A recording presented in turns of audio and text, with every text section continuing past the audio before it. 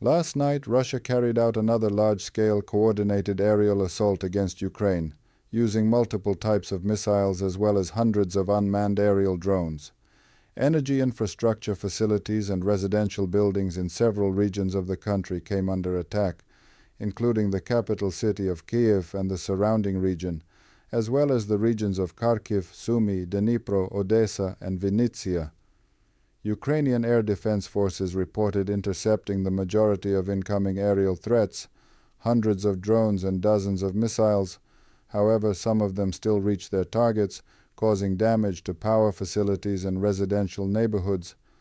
This attack occurred against the backdrop of public international statements about possible short-term pauses in strikes on major cities.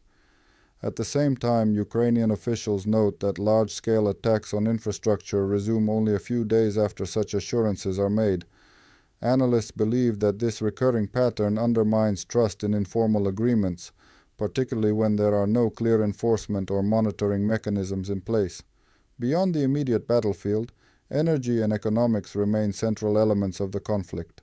In the capitals of various countries, discussions are increasingly focused on the condition of the global oil market and on how the purchase of Russian oil by major importing nations affects Moscow's revenue and its ability to finance military operations.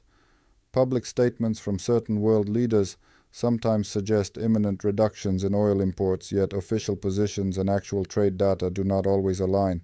At present, fluctuations in supply volumes are being observed, but not a complete cessation. Energy specialists state that sustained pressure on Russia's oil revenues, through sanctions, price caps, or competitive market forces, could produce a significant impact over the long term.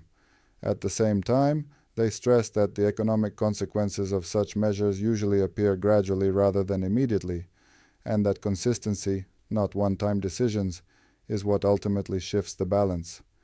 Meanwhile, Ukrainian military units continue to rely heavily on air defense systems and drone interception technologies in order to counter both missile barrages and unmanned aerial attacks. Security experts emphasize that even partial control of the airspace has a direct effect on protecting civilian infrastructure and maintaining stability along the front lines.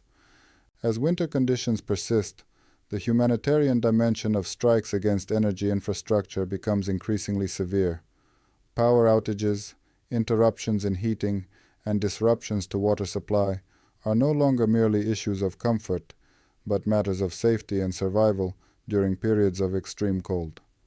Despite these challenges, Ukrainian officials and representatives of civil society consistently underscore that the decisive factor remains societal resilience, mutual support, and the ability to maintain endurance, because both military and civilian stamina ultimately shape the long-term outcome of the confrontation.